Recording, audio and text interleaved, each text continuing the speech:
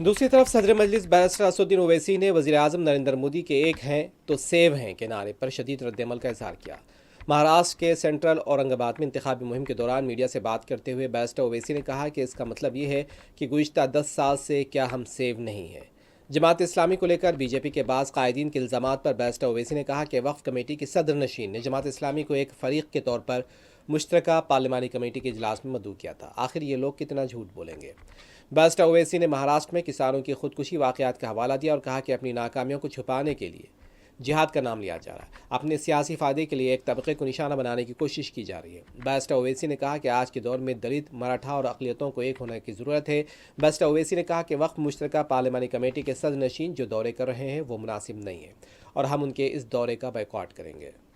और हमारी भी कोशिश यही है, हमारी पार्टी का स्टैंड यही है कि दलित, मराठा और अल्पसंख्यक समाज को एक होना जरूरी है आज के महाराष्ट्र के पॉलिटिकल हालात को देखते हुए।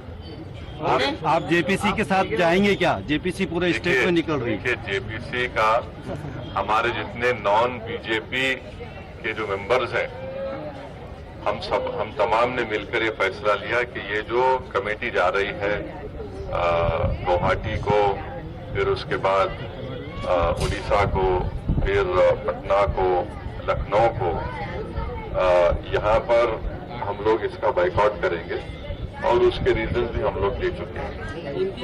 नरेंद्र मोदी जी ने एक है तो सेफ है, तो इसका मतलब 10 साल से हम सेफ नहीं हैं। महाराष्ट्र में बीजेपी को हराने के लिए कुछ मुस्लिम एनजीओ काम कर रहे हैं, इस तरह का एक आरोप किया गया है और इलेक्शन कमीशन ने उसकी इंक्वायरी करने के लिए आदेश दिया है। एक 400 एनजीओ है, वही वोट जिहाद का फिर से आ गया है। अगर इलेक्शन प्रचार में सब लोग प्रचार कर सकते हैं और इलेक्शन के कानून का वायलेशन ना हो तो सब प्रचार कर सकते हैं। उसमें तकलीफ क्या है? इसमें जिहाद कहाँ से आ गया है? एक बीजेपी का समुदाय। हाँ, अभी देखिए 5 सवाल हो गए। रिपीट मत करो, थोड़ा नुकसान होगा। जेपीसी कहती है कि जमात इस्लाम जो पूरे विश्व को मुस्लिम राष्ट्र बनाना चाहती है उसका कांग्रेस साथ दे रही है और महाराष्ट्र में और देश भर में कांग्रेस उनका साथ देकर इस राष्ट्र को मुस्लिम राष्ट्र करना चाहती है। जमात इस्लाम कौन सा?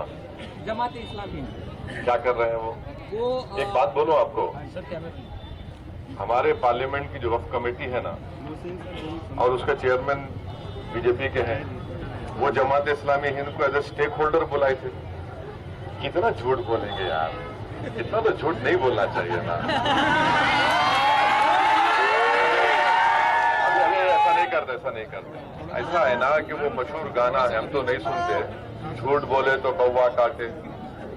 इतना जब देखिए पार्लियामेंट की कमेटी के सामने एज ए स्टेक होल्डर आप जिस ऑर्गेनाइजेशन का नाम लिए जमात इस्लामी इनको बुलाया गया है, तो ऐसा ये इस तरह से बात नहीं करनी चाहिए, अच्छी बात नहीं है। देवेंद्र फडणवीस फिर से वोट जिहाद वाला बार-बार भाषण कर रहे हैं कि वोट जिहाद मुंह पे नहीं है, नीचे अब ऐसा है ना, उनको डर लग रहा है हाथ उंगली क्या होगा।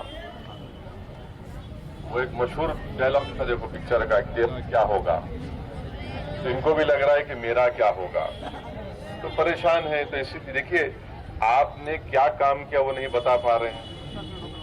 आपको मालूम होना चाहिए कि इस डिवीजन में, औरंगाबाद डिवीजन में सेकेंड हाईएस्ट फार्मर का सुसाइड हुआ है, 324 लोग। इस फरवरी का रिकॉर्ड दे रहा हूं, उसकी बात करो ना।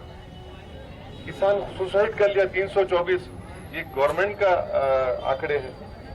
आपको जिहाद याद आ रहा है? क्यों आपको इतनी नफरत क्यों है एक समुदाय से? आखिर क्या वजह है भाई? जब आप भारत के प्रधानमंत्री अरब कंट्रीज को जाते हैं तो क्या इस तरह की भाषा का इस्तेमाल करते क्या? उनको देखकर नहीं करते हैं ना। हम तो भारत के अव्वल दर्जे के शहरी हैं, नागरिक हैं। तो आपको अपने पॉलिटिकल एम्बिशन को पूरा नहीं कर पा रहे हैं तो उनको लगता है कि एक समाज को निशाना बनाओ। आपको ये देखना चाहिए कि आपकी सरकार ने मराठा लोगों को रिजर्वेशन क्यों नहीं दिया।